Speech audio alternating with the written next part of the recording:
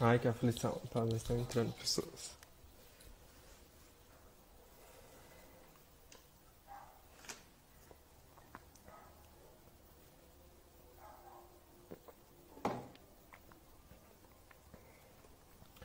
Boa noite, gente, que já tá entrando aí. Vamos só ver se o número aumenta um pouquinho para poder receber a professora.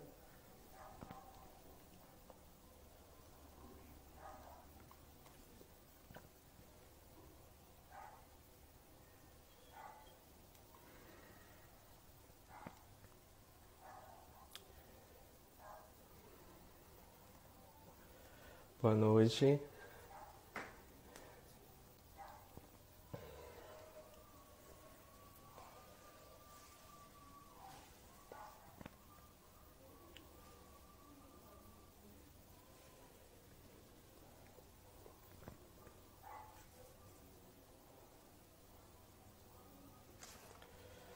Aguardando a professora entrar aqui. Deixa eu ver se ela já tá por aqui.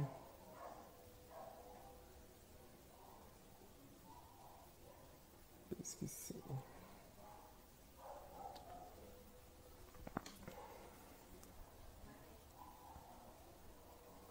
Convidei.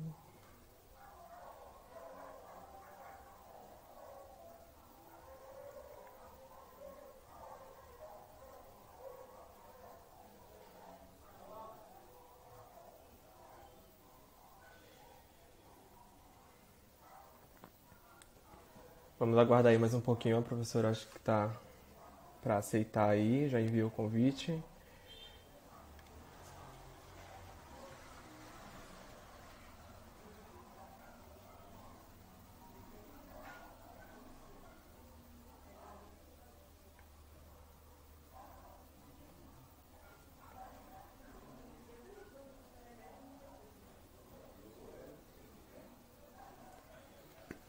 Ai, obrigado.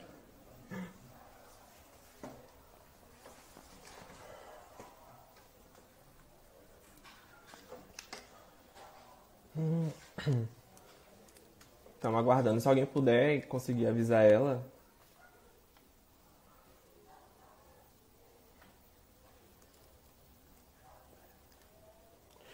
Pronto, eu acho que ela entrou agora.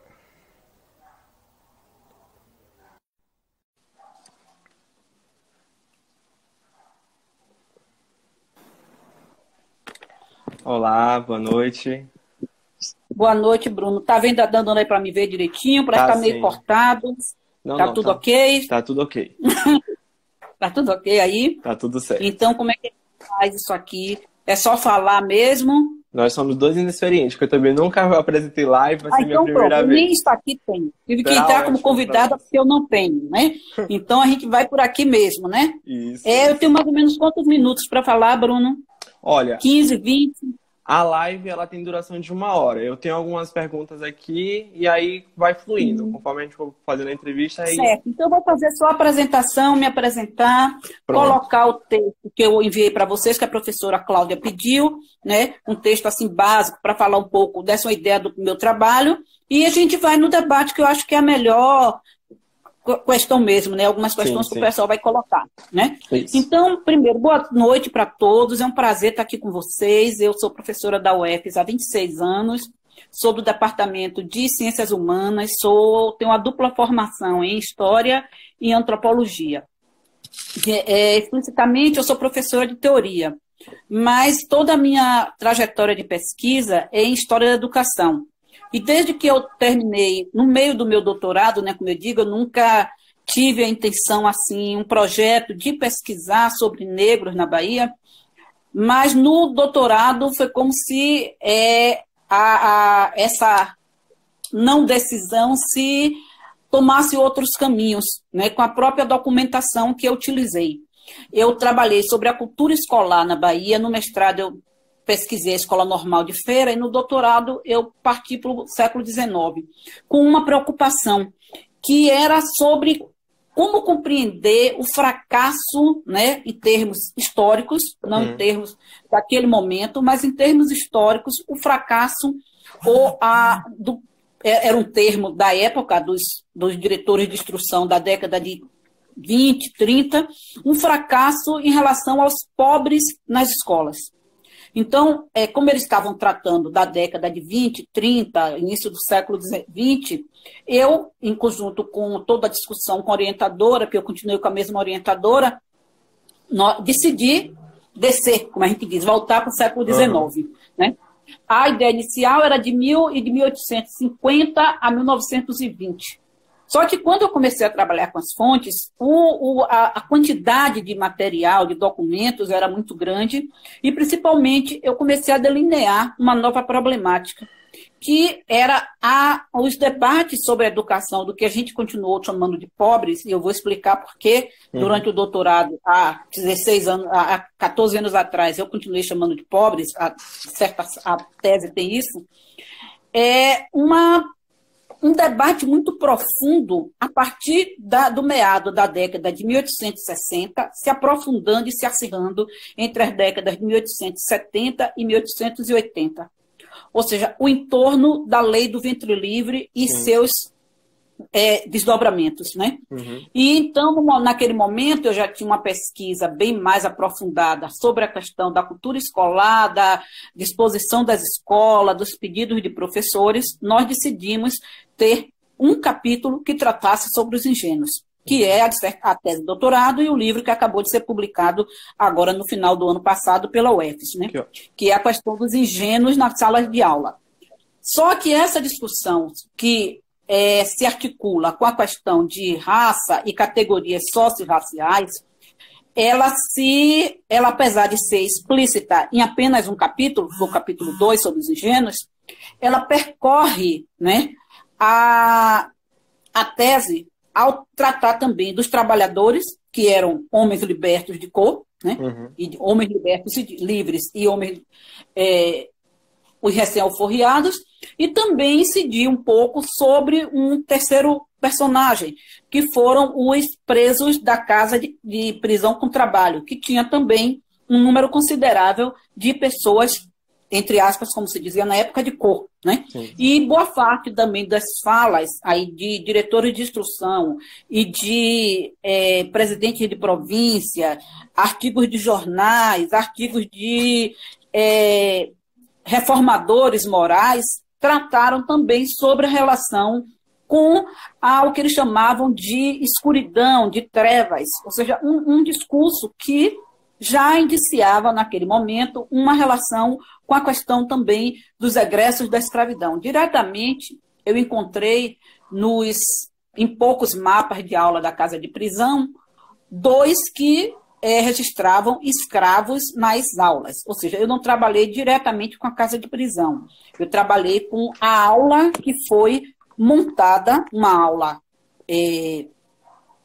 elementar, como se chamava na época, que foi montada na sala de prisão. Meu trabalho, naquele momento, explicitamente, foi sobre a cultura escolar, no sentido da ampliação, da disseminação das aulas públicas. Só que já no final da tese, a tese tem que ter um dia que você entrega, você tem que entregar dentro de determinados parâmetros. E a minha própria orientadora me deu um conselho. Você encontrou agora essa documentação sobre os ingênuos, sobre as tutelas, sobre a questão da instrução deles, se foi possível, se não foi. Mas se a gente for partir para isso, a gente vai ampliar o período da tese. E a tese precisa ser entregue. Então, nós tomamos a decisão, porque foi uma decisão compartilhada, de encerrar a tese e partir para essa discussão no período depois do doutorado. Né? E é o que eu venho fazendo nesse período depois do doutorado. Mas para isso, para essa questão dessa relação entre os racialismos, os racismos e a educação de negros, é preciso a gente voltar um pouco exatamente para esse período da tese.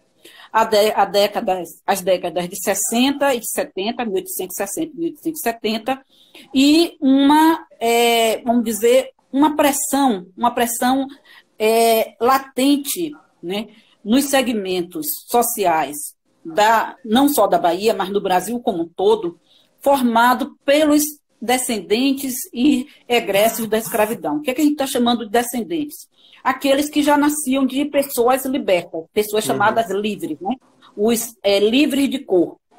E os libertos aí, no sentido aqueles que ou que conseguiram sua alforria por um dos mecanismos da época, ou comprado as alforrias consignadas, ou as crianças de alforria de pia batismal, que já faziam provavelmente, de acordo com toda a historiografia que existe, já era uma boa parcela da população baiana. O primeiro censo que nós temos, o censo oficial, é o de 1872, que já configura essa, vamos dizer, essa existência, né, de uma população que nós de hoje podemos chamar de negra. Naquele momento, ela se apresentava ou era classificada, qualificada, como eles diziam, pelas cores, né? A chamar esse colorismo que nos acompanha até hoje. Mas de uma forma básica era o preto, né? Nascido na terra, o crioulo, o pardo claro, o mulato, o curiboca e todas essas classificações que eu já olhei aqui no Instagram de vocês, dei uma rápida olhada, vocês utilizam. Essas cores ou qualidades, e aí o termo qualidade, eu acho que para a discussão que nós queremos é o termo mais exemplar, mais forte, ele deveria estar também registrado nos mapas de aulas dos alunos, que foi aquele texto que eu mandei para vocês. Foi um texto de um congresso, uma coisa rápida, né? E que eu estou ainda burilando, cada vez eu volto, porque é algo tão complicado que eu sempre estou voltando e ainda não cheguei a fechar. Estou relendo agora, estou lendo sobre a questão do intelectual negro, essa coisa toda, para arrumar melhor as reflexões. Mas o que a gente pode dizer? Em 1842, após a Sabinada e todo aquele período das revoltas do período regencial, da década de 30, nós tivemos duas coisas importantes. Em 1934, a descentralização do governo, com a criação das assembleias provinciais. Essas assembleias estabeleceram, entre outras questões, sistemas de ensino. Então, a primeira coisa que eu sempre chamo a atenção, a fala que no século XIX não existiram projetos de instrução, vamos dizer assim, é um mito historiográfico em queda, né? Existiram, alguns foram derrotados, outros foram esquecidos, mas existiram. E aqui na Bahia foi criado duas instituições importantíssimas que nos acompanham até hoje. A Escola Normal e o Liceu Provincial. O Liceu para o ensino secundário, explicitamente para formar quadros para a administração aí, provincial e imperial. A Escola de Medicina, que já existia desde 1808, o Colégio Médico Militar tal, foi novamente reorganizada e vai sofrer uma nova reorganização em 1851-52, que eu vou chamar a atenção, porque é algo importantíssimo em relação ao racialismo. E a Escola Normal, que nasce sobre vamos dizer, o termo genérico masculino, mas que no transcorrer de todo o século XIX foi se transformando em algo feminino. É a chamada feminização do magistério, que também é extremamente interessante, né? Em termos também de estratégias raciais das mulheres negras, de algumas mulheres negras e vários homens negros. Então, a gente adentra, né? 36, 37, a Sabinada, revolta que convulsionou a província e, em certos termos, atrapalhou a instalação dessas instituições escolares. 41, já, entre aspas, pacificado, e aí é importante lembrar que a Sabinada teve como chefe, né, em termos liderança, seria o termo mais correto, um homem classificado como mulato, o médico Sabino, né? Francisco Sabino, e boa parte dos discursos contra ele utilizavam a sua classificação racial, socio-racial da época, né? Em 41, o Liceu Provincial foi oficialmente instalado com o regulamento e tal coisa, e em 42 a Escola Normal. Tá, então vamos lá adiante. Em 42 a Escola Normal foi instalada e com um método oficial de ensino, que foi o método mútuo. E esse método mútuo nasceu na Inglaterra, nas potências no Império Ultramarino, como forma de alfabetizar a massa, né, indiana e dos outros os outros povos, e aqui no Brasil também ele veio com essa proposta, uma escolarização né, em massa para a população livre e a população pobre. E esse método, que é o que a gente está tentando chegar, ele tinha um mapa de envio pelas aulas. As aulas eram aulas isoladas, aulas separadas, com multisseriadas, como a gente poderia chamar hoje. E ele é um mapa, eu apresentei ele já modificado, mas a característica que nos interessa aqui são duas. Uma, a questão da legitimidade, e a outra, a questão da qualidade ou cor.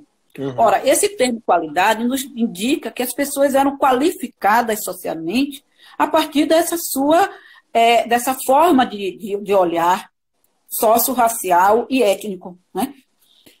E essas crianças, basicamente, têm lá, né, declarado a sua cor. E são essas que os professores usam. Ora, nós estamos em 42, todos a década de 40, com as suas questões.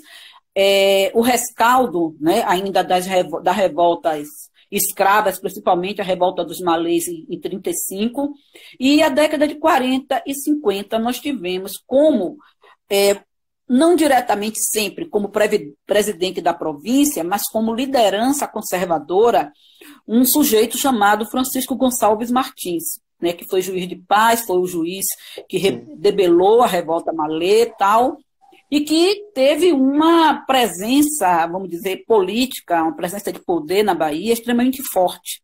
É um sujeito que merece ser retomado em estudos. Eu estava conversando com um colega ontem à noite, tirando uma dúvida sobre o método de ensino, e a gente acabou conversando um pouco sobre a década de 70 e algumas questões que a gente está identificando agora na educação na década de 70, algumas questões da década de 70 que ele fez uma grande reforma do aparelho de Estado em 70, uma reforma da polícia, da justiça e da instrução. Não por acaso os 3 pontos que Foucault destacava como os pontos de poder, né? E ele morreu em 72, no início de 72, salvo engano, abril ou maio de 72, e eu venho trabalhando com os anais da Câmara, da Câmara Estado Provincial desse período, tem um cachorrinho latindo. E a documentação explicita a disputa de poder dos seus herdeiros políticos versus os seus adversários, que estão chamando a atenção para a gente.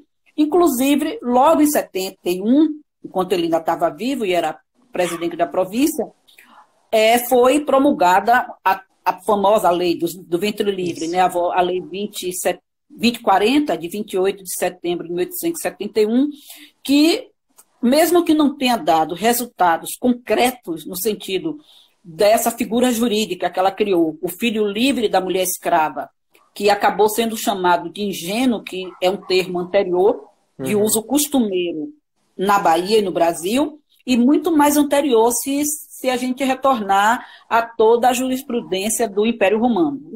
O ingênuo no Brasil é o filho da escrava que nasce livre, né, a partir desse 71. Eu encontrei um documento anterior em que crianças, filhas de escrava, que foram alforriadas ainda muito pequenas, também foram chamadas de ingênuos. Então, é um desses termos que a gente está sempre voltando pela polissemia que ele apresenta e o que ele nos permite em termos de análise de um determinado evento, de um determinado processo. Mas o que essa lei do ventre livre fez? Não foi ela que colocou as crianças de cor, que nós chamaremos hoje, de uma heteroidentificação de crianças negras. Por que uma heteroidentificação? A professora Cláudia aqui colocou. Porque eram os professores que as identificavam. Né? É uma primeira questão.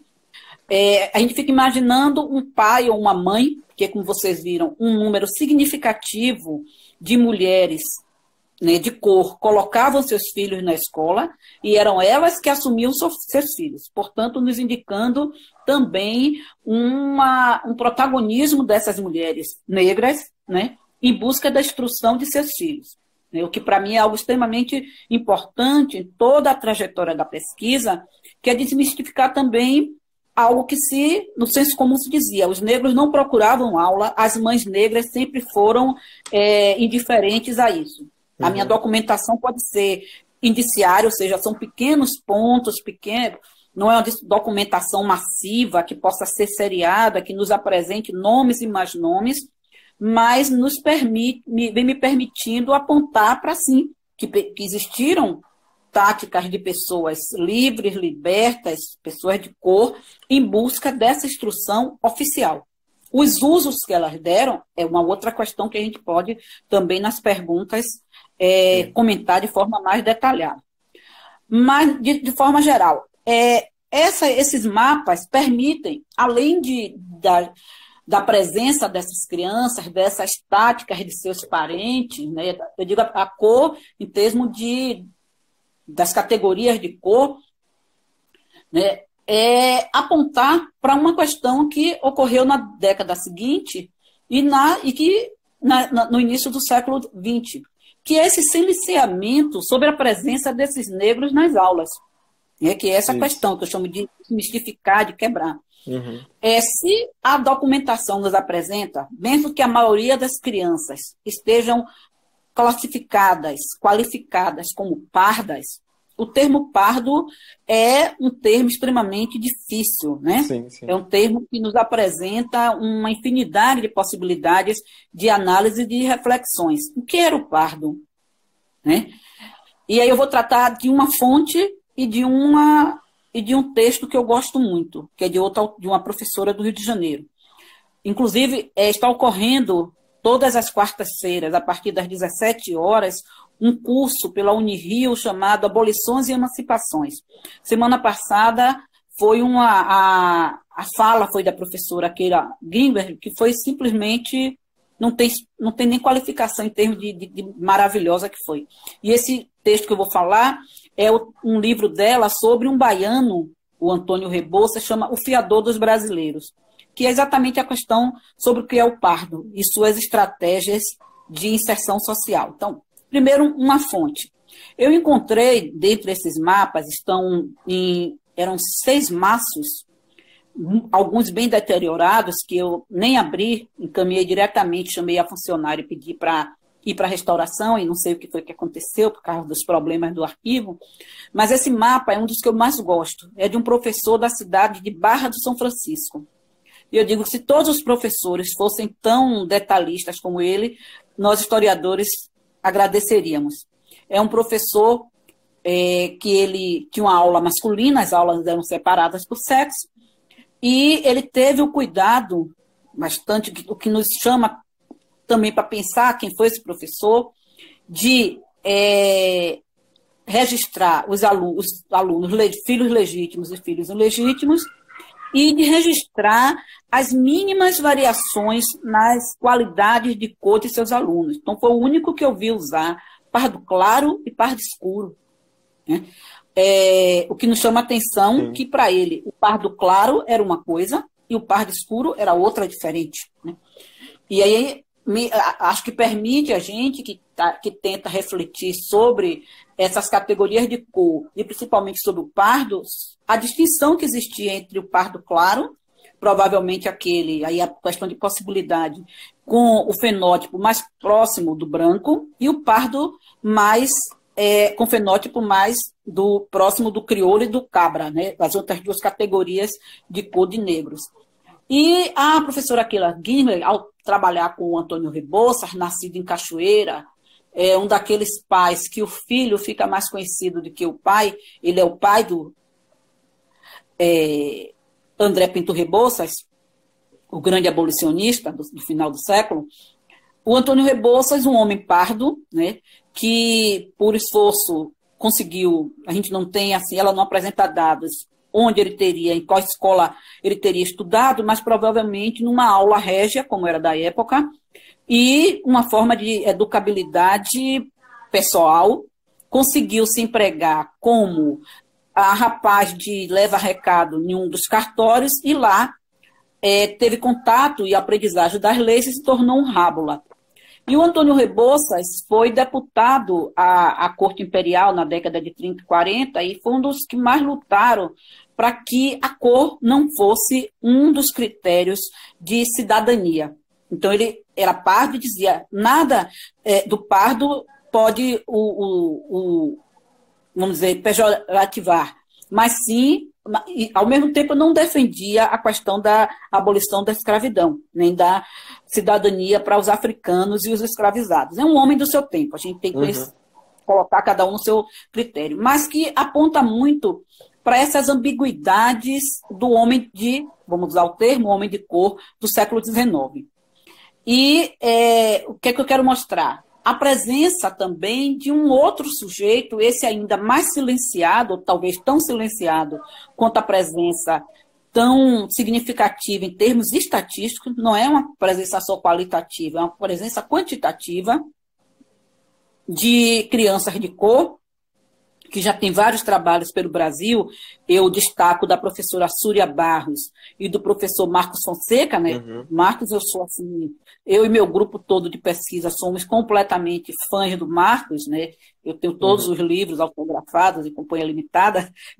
Quando não tiver mais o que fazer, eu vou vender tudo que tu está custando caro, estão esgotados. Mas são esgotados dos do Marcos, né? Somente o primeiro, sobre a nova face da abolição, quem tem não empresta, só tira. A gente agora faz PDF. Mas que é o silenciamento, né? E que é o projeto de pesquisa agora de algumas das pessoas do grupo, principalmente eu e a professora Daiane, que é do IFBA, que foi da UF, fez mestrado na UF, toda a trajetória acadêmica dela de preparação foi ela e a Oliveira, a Daiane Silva Oliveira.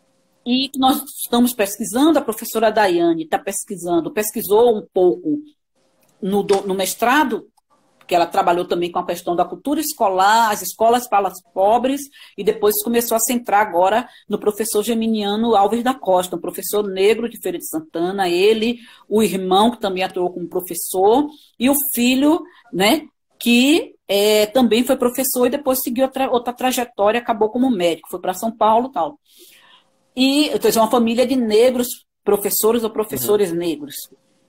E eu venho trabalhando, pesquisando, nós fizemos um levantamento agora exaustivo de professores negros, é um diálogo que eu mantenho também com a professora Elizabeth Santana, da UNEB, uma professora já aposentada, mas que continua na ativa, e nós levantamos mais ou menos uns 40 a 45 professores e professoras negras desse final da passagem do século XIX para o século XX, que foram formados, alguns, pela escola normal, boa parte deles, estudaram na escola normal, sempre foram considerados alunos de laureados, tem um que ganhou um prêmio, inclusive, porque ele adaptou um método de ensino para história para a Bahia, né, que é o professor Malaquias Permínio Leite. São nomes que a gente tem que citar, porque são nomes que ficaram no esquecimento. E a gente tem que problematizar por que esse esquecimento, né? De figuras que ganharam prêmios, figuras que fizeram parte de comissões oficiais no ensino. Agora, no texto que eu escrevi para a minha promoção de carreira, eu apresento 2 desses professores que fizeram parte de comissões oficiais, que tinham contato com a elite política da Bahia. E a gente se pergunta o que aconteceu no pós-abolição e no início principalmente a partir da década de 30, que essas figuras são completamente silenciadas, no sentido de não se tratar delas, né? A gente encontra referência a eles em memorialistas. Então, por exemplo, o próprio Manuel Quirino afirmava isso, né? Que a boa parte dos professores dos subúrbios de Salvador eram homens e mulheres negras. Ele trata homens, né? Mas a gente já faz a relação com o gênero com mulheres negras. E agora, felizmente, eu me sinto muito feliz de ver que está pipocando aqui na Bahia trabalhos que enfocam esses sujeitos, né, esses protagonistas. Na quarta-feira mesmo eu vou para uma banca na UNEB de Santo Antônio de Jesus sobre o professor Ernesto Carneiro Ribeiro, que deu nome a escola, é considerado um dos maiores filólogos do Brasil, né? E que era classificado também como um mestiço, né? O pai dele. O rapaz está problematizando exatamente isso. Uhum. É sempre uma classificação heteroidentificatória, porque somos nós que os classificamos, que os encontramos. Uma das questões que eu me coloco é exatamente a gente alcançar algum tipo de registro que seja mais direto. Basicamente, os atestados de assentamento de batismo e os assentamentos de óbito, né? Uhum. Os assentamentos de batismo, eu estou fazendo assim uma questão bem ampla para vocês poderem perguntar. Sim, sim. Os assentamentos de batismo, eu tenho trabalhado com alguns deles, não diretamente a partir da Cúria, que a Cúria também estava fechada em reforma, mas com os próprios processos de solicitação de inscrição para a escola normal, o que nós chamamos de aspirantes à escola normal. Uhum. Então, eu encontrei mais ou menos 14, 16 processos de pedido e que tem apenso, né, transcrito, o assentamento de batismo. E aí é que é interessante, lá tem a cor da criança ou pelo menos a cor da mãe. Uhum. E aí tem tal criança, filho da crioula Maria, filho da crioula Justina, né? Uma das aspirantes mesmo é filha de uma crioula, não aparece o pai, aparece o padrinho, que é um homem inglês. E ela, quando pede 20 anos depois que é aspirante, é o padrinho que encaminha tudo, que aponta para uma relação consensual entre essa mulher, essa crioula, com esse inglês, né? E boa parte aquelas agregadas que tinham filhos com seus patrões, não mais senhoras, mas com seus patrões. Ou seja, a partir da história da educação, a gente também adentrar nessas outras questões que permeiam a questão desses racialismos. E aí vamos para os racialismos, né? Como é que esses racialismos podem ter diretamente interferido com a instrução? Primeiro, eu encontrei exatamente sobre o Malaquias Permínio Leite algumas acusações sobre uma observação de mobília, de livros, e que depois foram retiradas, e que ele próprio alegou que ele estava sofrendo perseguição. Ele não explicita, na década de 1870, quais perseguições seriam estas, né? Teriam sido estas. Mas o Malaquias Permínio Leite aparece como personagem secundário num dos livros mais, vamos dizer assim, importantes sobre a escravidão na Bahia, que é o Domingos Sodré, né? Ele foi, salvo engano, genro de alguém ligado ao Domingos Sodré, no indício das relações de casamento entre essas famílias de negros libertos, de negros letrados, né, as estratégias do casar, que são importantes também como tema de pesquisa para a gente acompanhar, né, nessa questão de trazer esses sujeitos como protagonistas. Isso. Depois o Malaquias também foi professor da escola normal e ele é classificado como crioulo. Ele não é pardo, como, por exemplo, Elias Nazaré, o Cicinato Franca, que eu comecei a pesquisar e hoje várias pessoas pesquisam, como o próprio cunhado do Cicinato e primo, o Alípio Franca, o Vicente Café. O Malaquias era preto, crioulo, e chegou a professor da escola normal de homens. Então, a gente fica se perguntando, né, tentando encontrar, e agora 1 ano e meio do arquivo público fechado, imagina, 1 ano e meio do arquivo público, 6 meses dos outros arquivos. Então, essa documentação mais cível, mais ligada às atividades de cunho eclesiástico, estão todas paradas. Nós estamos trabalhando basicamente com relatórios dos presidentes de província, que são relatórios oficiais, né, institucionais, e com notícias de jornais, né? Então, estamos meio... Essa coisa empata um pouco, né? Mas a reflexão exatamente sobre quando foi que esses sujeitos passaram a ser silenciados nesse aparelho de instrução. Nós temos uma pesquisa também maravilhosa que chama Diploma de Brancura para o Rio de Janeiro, né, da década de 1920, até o Estado Novo, em que o autor, o De Frei Dávila, é um porto-riquenho naturalizado, que fez pesquisa aqui na USP, e ele aponta que esse silenciamento e esse afastamento, que não é só silenciar, mas afastar, foi a partir dessa imbricação do racialismo científico que começou a incidir sobre uma disciplina que eu venho pesquisando, que é a disciplina, creiam, chamada antropologia pedagógica, né? A antropologia pedagógica ela foi introduzida nas escolas normais a partir da década de 1890, primeiro na cadeira de higiene, né? E aí a higiene deveria tratar dessas questões, e aí higiene e eugenia caminhando passo a passo, né, grudadinhas, né, unha e carne, e o que era ensinado como higiene era muito do racialismo científico, dos racialismos que chegavam aqui, né? A influência ambrosiana, a questão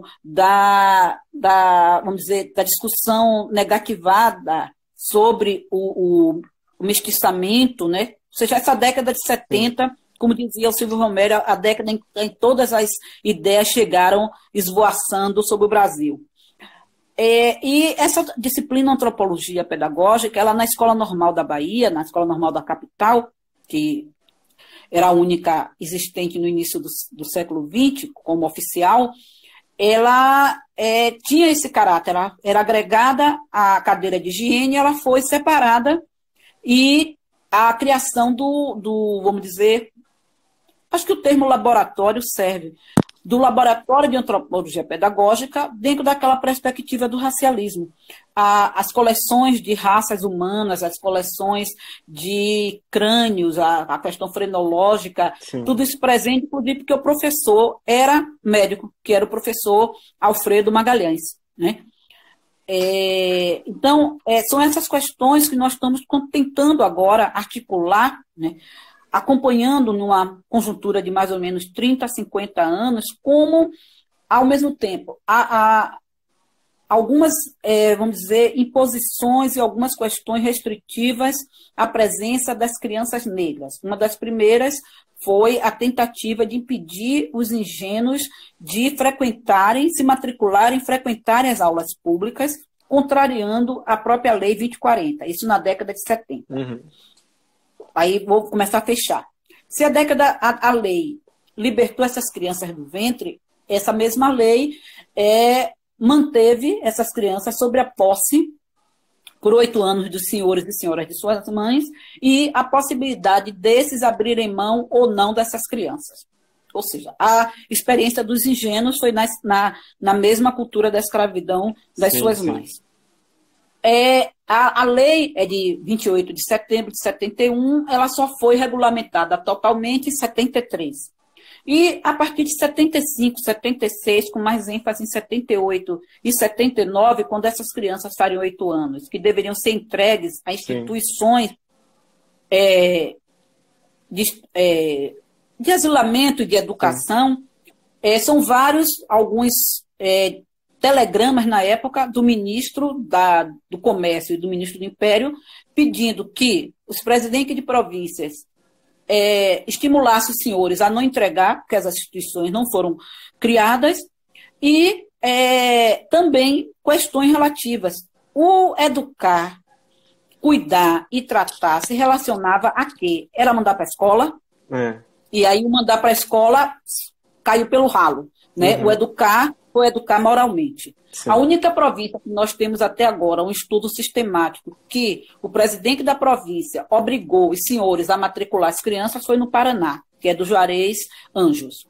As outras províncias, até agora, o que a gente tem em termos de pesquisa historiográfica, é que essas crianças continuaram fora das escolas de forma sistemática. A minha pesquisa foi sobre a presença dessas crianças nas escolas através de mapas escolares, de ofícios e tal. E aqui foi um problema, porque alguns professores não quiseram aceitar, Alguns que aceitaram sofreram a pressão social dos pais dos outros alunos que não queriam um filho de uma escrava sentando ao seu lado. E aí é interessante a gente problematizar. Muitas dessas pessoas que não queriam eram pessoas também negras, mas eram negros livres. E aí as disputas por espaço social, por prestígio, que é um ponto doloroso, mas que é preciso a gente compreender porque esse racialismo se adensou e teve continuidade. Como eu falei para você, antes, em 52, com a reforma do Estatuto da Faculdade de Medicina, da Escola de Medicina, ocorreu também uma tentativa de restrição à presença de alunos de cor. Sim. Esse é um dado que o professor Alberto Heráclito nos apresentou oralmente, né? Que 35% dos alunos daquela época eram homens de cor, porque tinha declaração de cor. Essa declaração era um dado, um registro fundamental nas ações, e que todo um debate para restringir a presença desses homens de cor. Então, a gente vem em 50, 70, em 81, o então diretor de instrução baixa uma portaria em acordo com o presidente da província, que os filhos da mulher escrava deveriam, sim, poder se matricular e frequentar as aulas. Infelizmente, nessa década de 80, de 1880, os mapas diminuem por falta de controle e outras questões, foi uma briga terrível. A gente vai para a década de 90, né, que não tem mais, com a abolição e a república, o registro de cor, ele se esgarça, é uma questão historiográfica em todo o Brasil. A primeira a levantar a questão foi a professora Hebe Matos, sobre os registros de pessoas, né? E a negativa das pessoas de cor de quererem declinar a sua classificação, porque o medo que existia, a semana passada a professora Keila chamou muita atenção disso, as pessoas tinham medo de declarar qual era a sua cor, com medo de uma reescravização, porque foi uma tensão, os 3 primeiros anos pós-abolição, foi coisa de graça, né? Fechando. A gente avança pelo século XX com essa tensão, essa falta de registro, né, nos documentos oficiais, mas, ao mesmo tempo, com a presença desses homens e mulheres de cor na instrução, que desaparecem em termos de, vamos dizer assim, aplauso, em termos de protagonismo, na década de 40, apesar de ter uma continuidade, né? Eu cresci numa família de pessoas que usavam exatamente esse termo de cor, minha mãe morreu dizendo isso, e que utilizaram-se da instrução como uma forma de ascensão socioeconômica, né? E essa memória da presença eu tive uma professora que era parda, mas que era excelente, né? Então, a adjetivação sempre como uma espécie de compensação ao olhar pejorativo sobre o negro. Não, ela era uma professora negra, mas ela era muito exigente, ela dava aula muito bem, ela era maravilhosa. O que nos leva também a problematizar por que dessa necessidade sempre de uma adjetivação para se referir a um negro letrado, a um médico negro, a um professor negro, a um engenheiro negro e outras questões. Então, eu acho que a gente deu o nosso tempo, né, sim, Bruno? Sim. E a gente vai, então, agora para que as pessoas possam se colocar, perguntar alguma coisa, o que eu puder responder, né, que a gente não sabe tudo, mas acho que é isso aí, e continuar essa nossa contribuição, né, a gente ia ter a exposição e o seminário em abril, com o isolamento foi suspenso, mas a nossa exposição de professores negros está pronta, ficou pronta, com os retratos, os perfis, e dá continuidade aí. Hoje a gente acabou criando também um grupo de leituras negras, né, negras releituras de ex-alunos meus.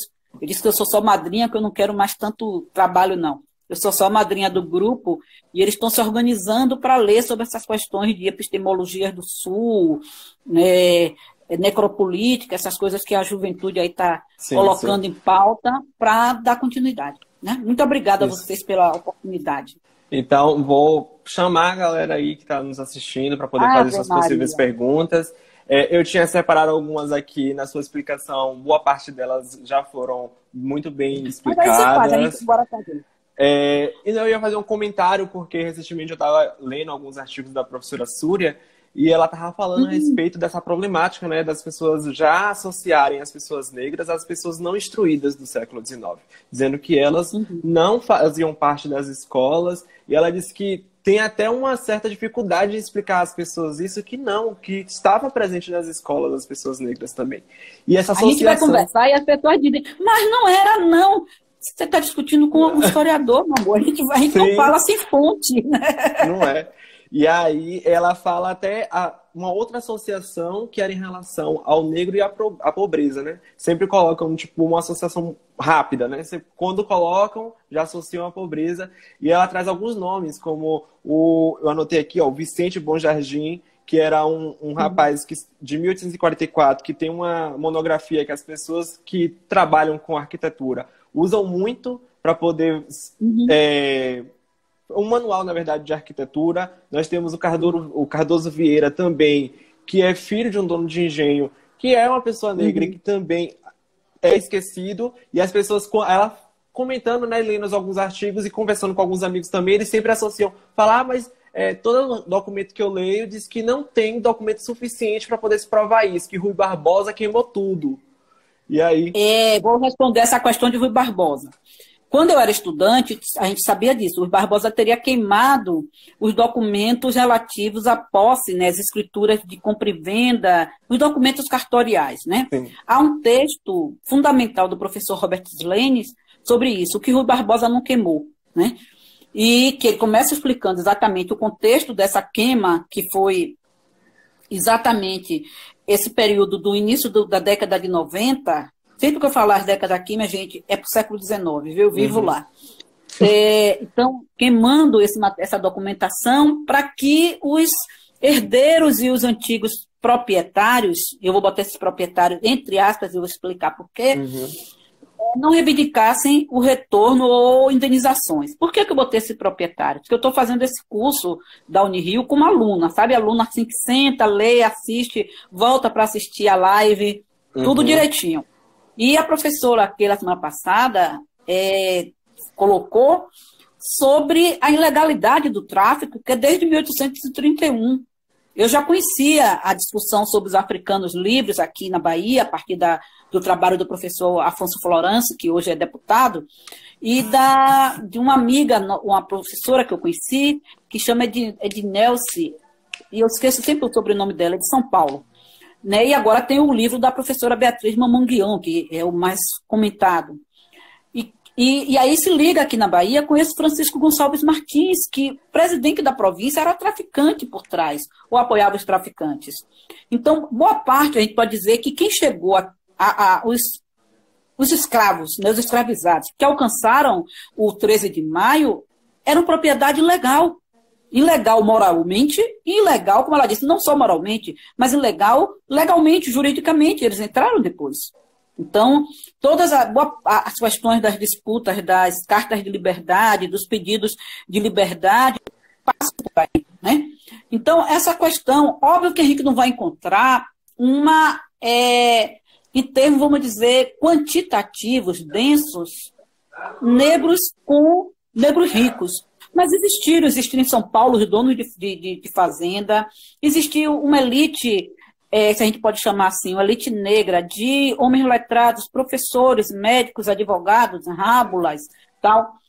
Nós estamos agora com orientando da professora Fátima Pires na UFBA, que foi orientando do professor Walter Fábrega em Santo Antônio de Jesus, que é Jacó, que vem estudando 3 abolicionistas, o Tranquilino Bastos, que é daí de Feira, músico, né? O Caribé, que ele continuou, o Eduardo Carigé, e o Cincinato Franca, que foi professor. E uma das questões que ele é de lado também de Cachoeira, então teve acesso, conseguiu encontrar descendentes de Cincinato ainda lá. E uma das questões que ele encontrou é que a família de Cincinato era uma família de livres, né? E de livres de determinado, vamos dizer assim, determinada posse econômica. Ele encontrou a profissão do pai de Cincinato, que era carniceiro. E aí o carniceiro hoje equivale ao nosso açougueiro. Era um homem que transitava no comércio de Cachoeira. Então, é um novo olhar também que a gente precisa dar sobre a presença desses livres de cor, né, que é o trabalho da professora Adriana Dantas, aí na UFES, que trabalha com mulheres livres de cor, né, e foi muito criticada quando levantou esse protagonismo dessas mulheres. Volto a dizer, a gente não vai encontrar quantitativamente um número representativo, mas em termos qualitativos, eu acho que são trabalhos importantíssimos, porque que tenha uma entre 10 aponta para a possibilidade que a pobreza entre os negros não é algo atávico, né, sim, que é um dos nossos grandes problemas. Uhum. Né? Não é um atavismo da cor, não é um atavismo étnico, ser pobre ou ser rico. São condições socioeconômicas, políticas, culturais, então podem ser mudadas. Se não é atávico, se não é biológico, pode ser mudado. Sim, né? Hoje o biológico é mudado, quanto mais se você tem. Então são trabalhos nesse sentido. Cláudia está aqui mandando uma pergunta. Queria conhecer melhor a relação entre a disciplina Antropologia Pedagógica e as teses de degeneração racial e as implicações para a educação das pessoas de cor nessa época. Fia, estou nesse negócio, nesse caminho, estou procurando. Eu estou relendo o Diário Oficial de 23, porque, como o arquivo público está fechado, eu não estou tendo acesso ao decreto, né? Infelizmente, nós ainda não temos uma digitalização dos diários oficiais do início do século XX. Ele começa como Diário Oficial em 1913, e esse decreto é exatamente de 1914, né? Eu tenho a documentação relativa ao primeiro relatório a partir desse novo decreto, a nova organização da Escola Normal, que é de 1916. É um relatório, inclusive, feito pelo diretor da Escola Normal em 1916, que era um homem negro, era um pardo, como se chamava na época, que era o professor Elias Figueiredo Nazaré, né? Professor de História Universal da Escola Normal, professor de métodos, um daqueles que estão lá na comissão que eu apresentei no dia da progressão, Cláudia.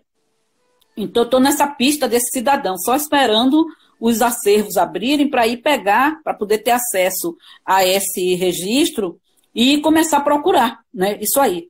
Eu tive um orientando que trabalhou com História da Infância, a partir do Instituto de Apoio à Infância, criado exatamente pelo professor Alfredo Magalhães, que tem algumas questões sobre as teses do Alfredo Magalhães, só que é um acervo familiar.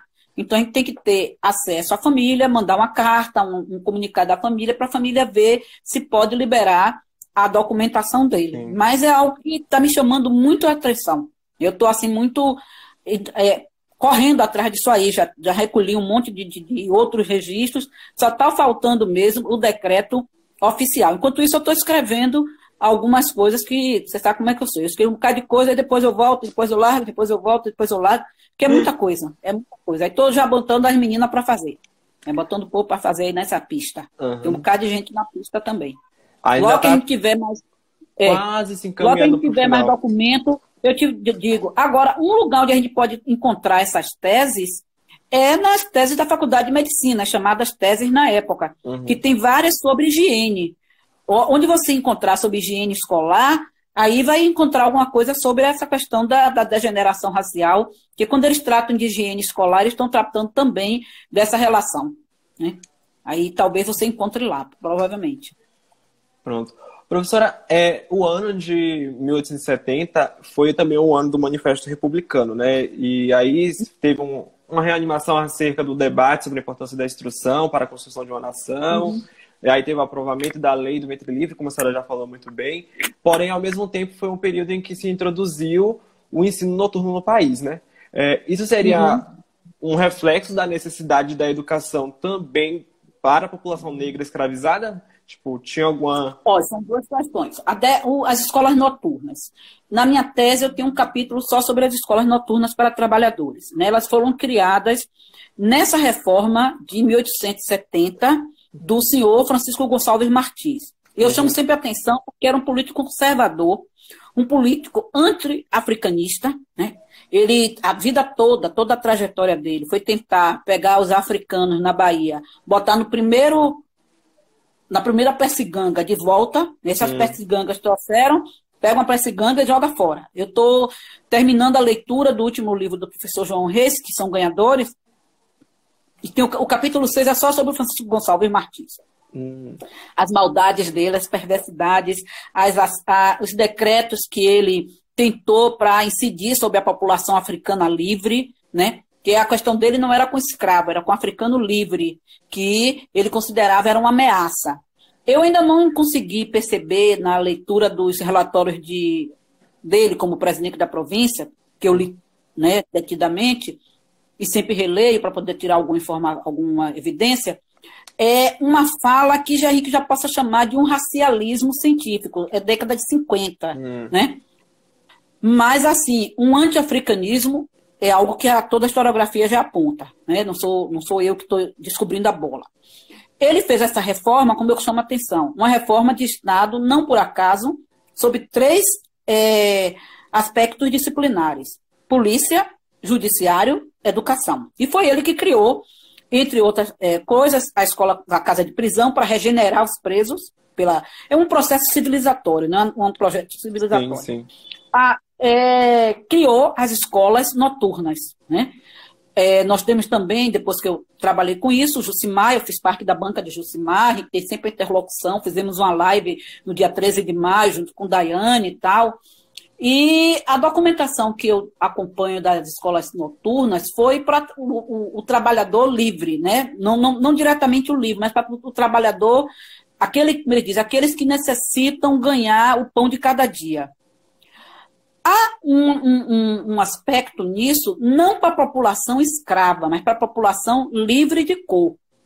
Isso é muito explícito nos debates da Câmara Provincial aqui na Bahia. No Rio de Janeiro, a professora Alessandra Schiller também chama atenção, Marcos Fonseca chama atenção para o Rio, Súria chama para todo mundo, né?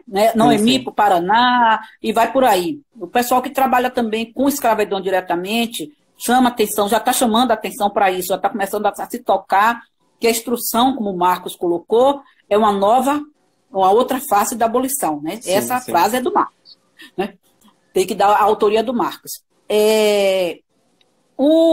Então, teve inclusive um debate entre mim e Jucimar, porque ele encontrou a resposta do presidente da província em 72 a uma pergunta de um professor de Capim Grosso.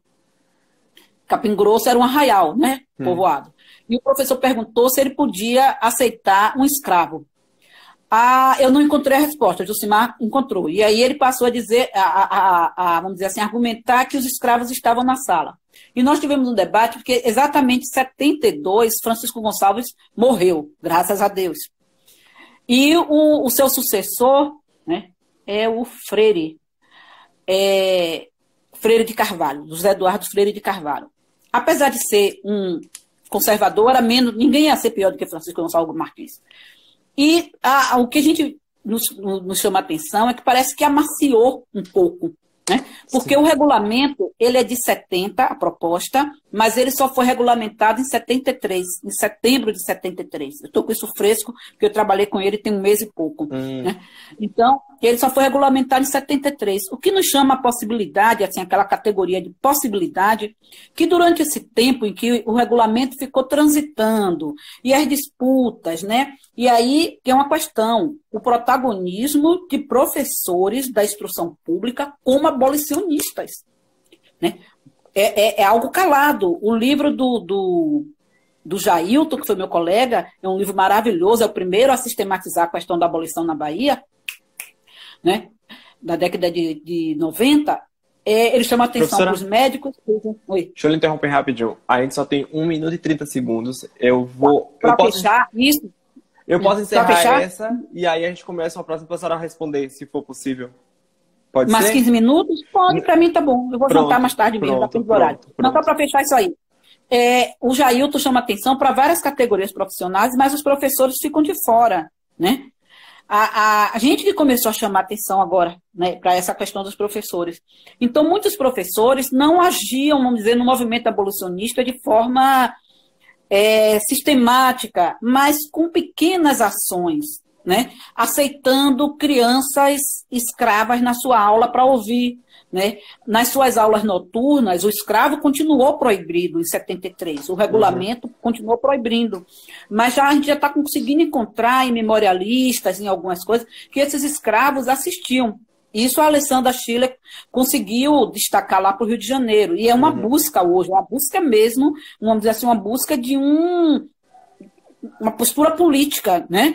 De se trazer à tona, porque se esses escravos se sujeitavam, né, se escapuliam com a aceitação de seus senhores e senhoras, aí assistirem a aula noturna, frequentar sem ser matriculado, vamos cai lá. por terra. Convidar a professora.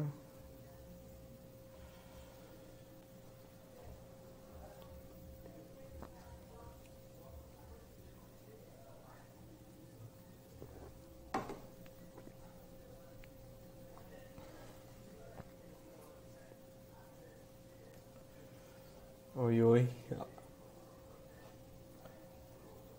Vamos aguardar a professora entrar novamente aí.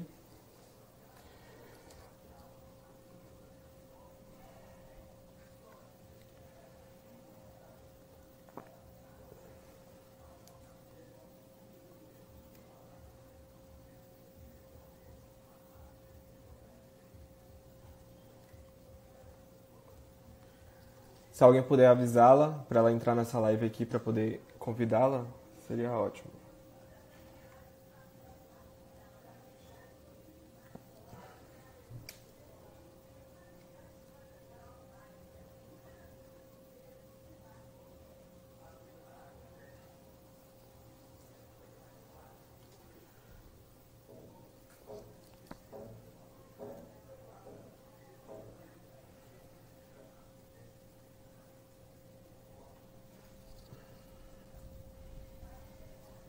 Aguardando ela entrar, gente.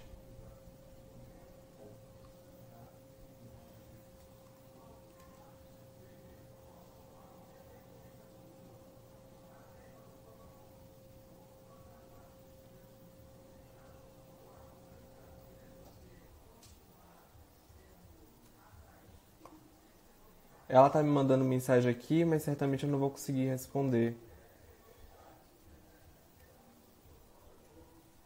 Ah, prontinho, voltou.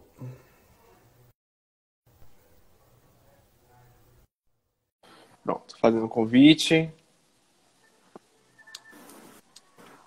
Prontinho, Voltamos. estamos de volta. Para fechar. Então, essa discussão sobre as escolas noturnas, né, é uma discussão que dá muita coisa ainda. Sim, né? sim. Porque elas foram criadas para o adulto trabalhador, que é uma outra questão.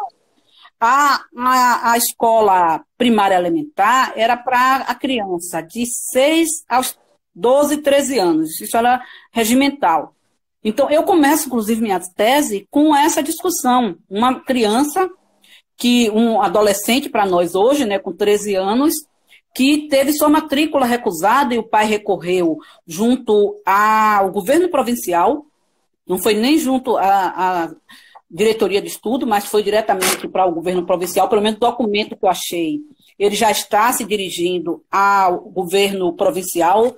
Eu não encontrei documentos que me permitissem acompanhar. Se ele primeiro foi por etapa, né, para a diretoria de ensino, para depois ao governo provincial, que é um senhor chamado João Nepomuceno e o seu filho, João Nepomuceno Filho, um menino de 13 anos, que o professor negou a matrícula, dizendo que ele fosse alisar outros bancos, que ele fosse alisar o banco de ser alfaiate igual o pai. A gente não tem a cor da criança, mas já aponta para uma questão séria que era, e quem estava entre 13 ou maior de 13 anos, iria estudar onde? Sim. Em termos de escola elementar, né? Que o liceu provincial era outra coisa. A escola normal era outra coisa. O ensino elementar, quem perdeu, perdeu. Isso foi em 65, 67. 4 anos depois, o Francisco Gonçalves Martins, entre aspas, né, está a proposta dessas escolas. O que, fazendo a leitura a contrapelo, nos aponta que existia uma pressão grande, uma procura grande por essas escolas por parte de trabalhadores. Essas escolas noturnas são instaladas, vários professores no interior da província mandam ofícios dizendo que abriu escolas, tal, aquela coisa toda, são congratulados. Escolas para moças, né, para meninas, seriam jovens, né, mulheres, jovens. Vários professores, também já professores públicos, se colocaram à disposição para abrir uma aula noturna. Aqui em Salvador, de início, logo no final de 71 para 72, salvo engano, foram 15 a 16 escolas abertas. Aqui em Salvador foram abertas nas freguesias, cada freguesia tinha uma ou duas, de acordo com a procura. É interessante que na freguesia de Santo Antônio, além do Carmo, que quem trabalha com questão de escravidão aponta, era uma das freguesias que tinham mais pessoas de cor, junto com a Itapajipe, Mari, Santana, né? As freguesias, né, baixas, não São Pedro, que era a freguesia da elitizada, aristocratizada. Teve 2 aulas, mas aí você imaginar, a freguesia de Santo Antônio, além do Carmo, cobria. De Santo Antônio, além do Carmo, a tudo hoje a gente conhece como Cabula, Liberdade, Largo do Tanque e companhia. Então, o segundo distrito era mais ou menos onde está hoje a ladeira do Cabula. Mas teve alunos, né? Só que esses alunos não frequentaram com a mesma incidência do primeiro distrito de São Caetano, que era exatamente onde está hoje ali ainda a casa de correção, né? Toda a parte da cadeia do Santo Antônio e tal, que era a parte mais urbanizada, tal coisa. Mas a procura, a da freguesia da Sé, um número bem expressivo de pessoas, teve que ter logo aberta mais uma. Essa eu encontrei um mapa de livros em que alguns alunos não têm o sobrenome, que era característico de libertos, né? Então, a gente vai tecendo a noção de tecer mesmo esses rastros para conseguir encontrar, porque documentação direta é mais difícil. Sim. Essas escolas noturnas são depois fechadas pelo diretor de instrução Romualdo e reabertas, né? Ele fecha em 81 e reabre em 82, 83, reformuladas, né? E outras questões.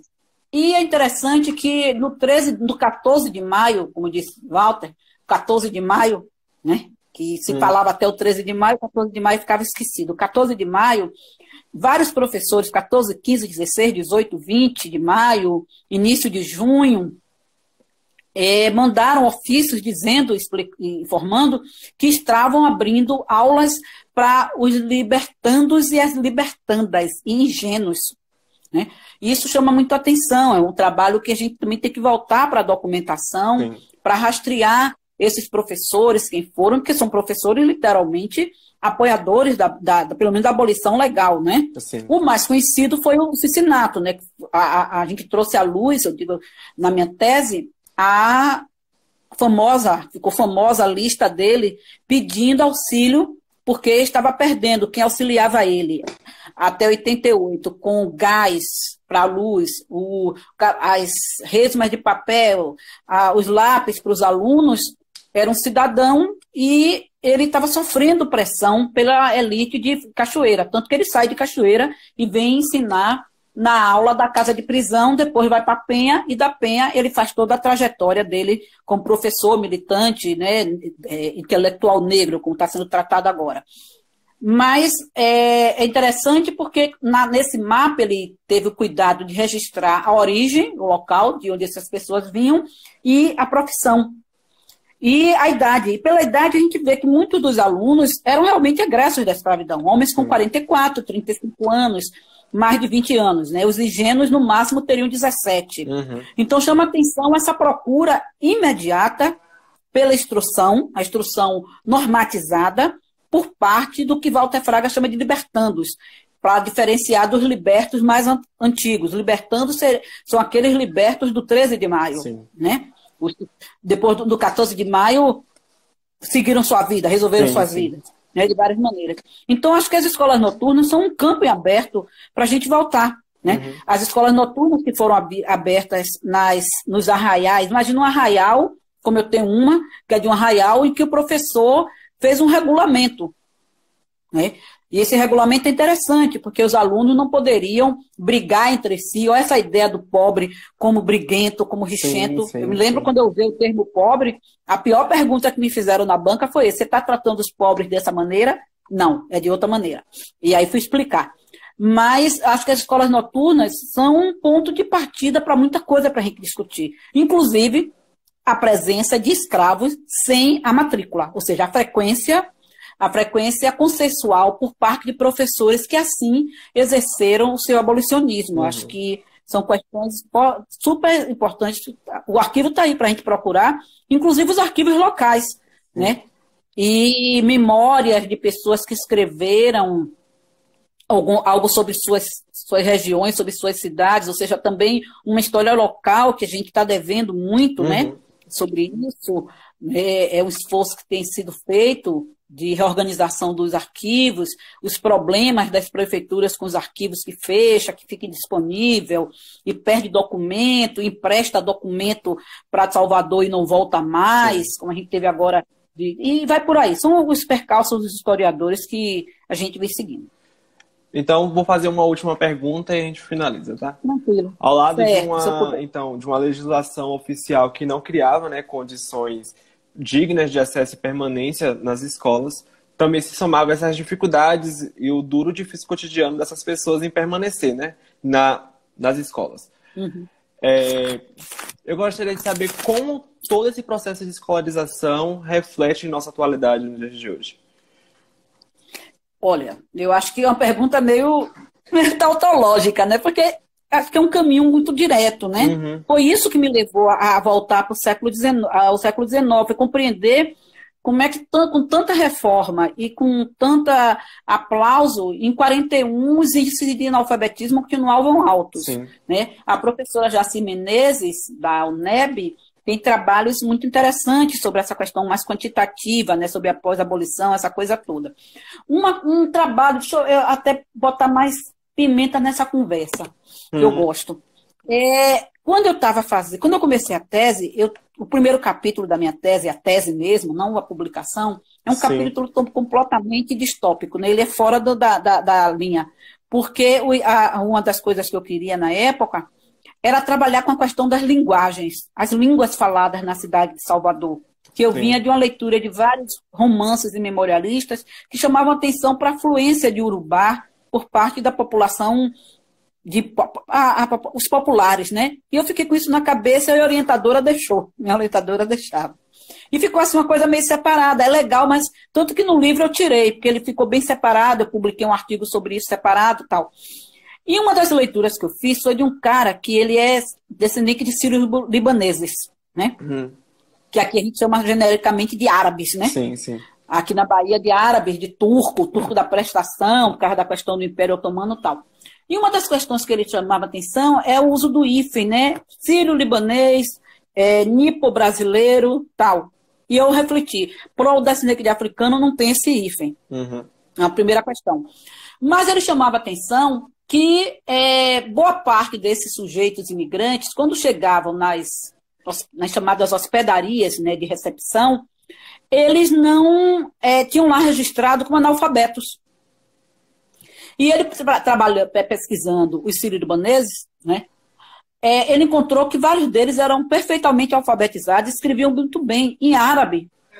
Então, esse preconceito, a gente pode ampliar, esse preconceito racializado, né, ele é muito mais amplo, né? Óbvio que na Bahia nós temos especificidades, mas ele é mais amplo. E eu encontrei isso diretamente em um processo que eu trabalhei no meu primeiro capítulo, esse capítulo pirado, doidão, que é um processo de brigas entre árabes de comércio, entre os mascates e os donos de loja, que eram os fornecedores. E uma questão religiosa, os mascates de rua, os pulga-prenha, eram muçulmanos, e os donos de loja eram sírio-libaneses católicos. Acontece um assassinato tal. E os indiciados não são considerados analfabetos, mas todos eles assinam em árabe.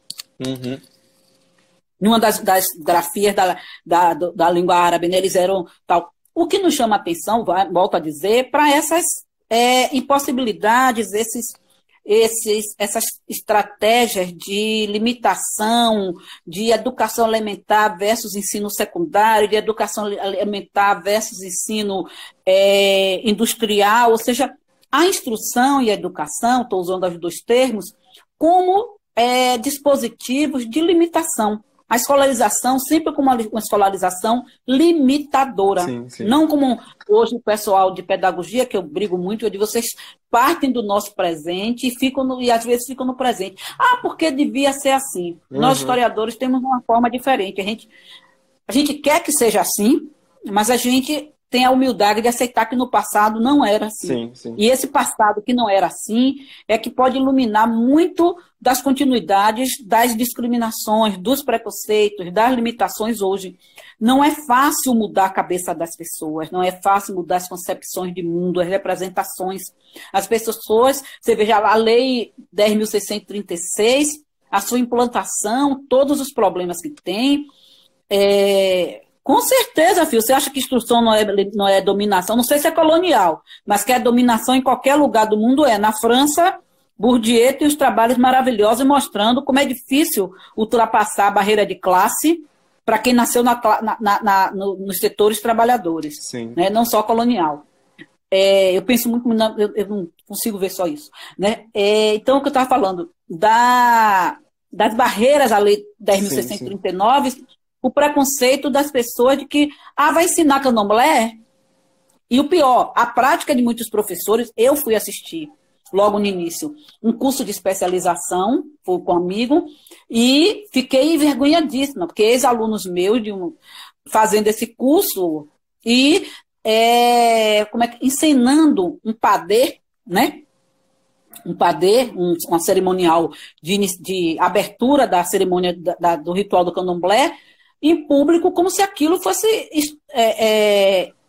ensino de história da África, né? Eu saí de lá envergonhadíssima, né?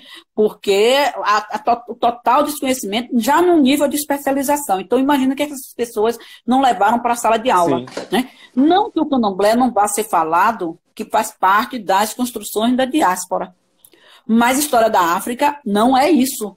História da África é uma história como história medieval, como história da Europa, como história dos Estados Unidos, como a história das Américas, sendo mais correto, né? História da Europa, história das Américas, né? História de qualquer continente, né? Então, isso é algo que continua, e é um ponto de discriminação de setores religiosos que dizem que ensinar a história da África, então vai levar candomblé para a sala de aula? Sim, também. Mas a história da África é muito mais do que isso.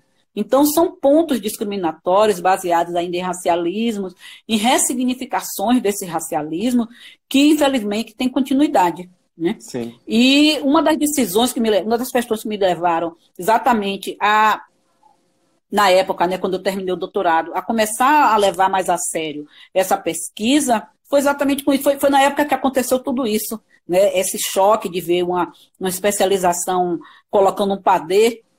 Primeiro, o desrespeito religioso. Segundo, o desconhecimento que na África, inclusive, não tem candomblé como nós temos aqui. A história da África é outra coisa, né? Um relacionamento. Então, uma vida pessoal com uma pessoa da África. Um monte de coisas assim que levaram e que a gente precisa diminuir tudo isso, né? Então, acho que são campos abertos. Mais uma vez, eu parabenizo vocês. Ontem, uma aluna me disse, gente, foi biologia que está chamando isso. Eu disse, coisas que a gente não fala assim, não. Eu acho, pessoal, essa chamada é simplesmente maravilhosa, né? Sim, sim. Então, ciência, né? Ainda hoje, no nível fundamental, a disciplina que merece o nome de ciência são vocês, né? História, geografia, geografia. Biologia é ciências com todas as letras maiúsculas. Então, eu acho que isso é importantíssimo. Você nunca tinha parado para pensar isso, né? Não. Ciências são vocês, nós não somos ciências. Ciências é o curso, é a disciplina de biologia. São vocês que são ciências. E alguns nós chamamos assim, ciências biológicas. Mas quando perguntam aos meninos, hoje é aula de quê? De ciências. Isso mesmo. Então, é ciências mesmo. Vocês carregam esse peso e eu acho maravilhoso que vocês tenham tomado nas unhas essa discussão, e eu estou aqui pronta para o que vocês precisarem, no que eu possa contribuir, né, colaborar, né? Uhum. Eu lembro quando eu entrei logo na UFES, meus 2 melhores amigos, que continuam meus amigos até hoje, são 2 professores de biologia, né? Que são os professores Heraldo Medeiros e o professor Fábio Bandeira, meu grande amor, né? E a gente circulava um na aula do outro, a gente ia dar aula um para o outro. Cláudia lembra disso, né? A gente ia dar aula um para o outro, eu dava aula de antropologia na turma deles, eles iam na minha aula falar sobre as possibilidades da etnobiologia, a gente era bem novo, todo mundo entrando, em 94, 96, você não devia nem ter nascido, estava nascendo. E era muito legal. Depois a vida vai colocando 1000 coisas na vida da gente e a gente vai se afastando. Então, acho que foi o momento também de Cláudia me chamar para retomar essa colaboração que me dá muito prazer, uma coisa que eu faço com muito gosto. Sim, sim. Viu? Professor, então vamos fechando hoje, a gente faz um outro bate-papo. Deixa eu terminar essa pesquisa sobre a antropologia pedagógica, que eu volto para apresentar o que a gente está fazendo. Pronto, Deixa acabar esse isolamento, a gente voltar uma coisa, e a gente continua conversando, mas em termos públicos a gente volta com isso aí. Ótimo. Viu? Muito obrigado. Muito obrigado, senhora. Para você também. Um beijão para todo mundo. Eu agradeço aqui em nome do Biologia do Oprimido a sua participação. Foi a minha primeira live participando. Acho que foi. Que bom. Foi ótimo. Foi muito tranquilo conversar com a senhora. Explica muito bem. E é isso. Professora, né? Eu sou professora. Agora eu vou poder assinar historiadora, né? Eu estou assim super feliz. Vou assinar as duas coisas, profissão, professora, historiadora, que eu mereço também, Ótimo. Mas sou professora, né? Tá certo. Muito obrigado. Bom, então eu vou indo. Tchau, beijo, tchau, tchau. Vou desligando. Tchau, tchau. Tá bom, estamos aqui, tá certo. Tchau. Tchau.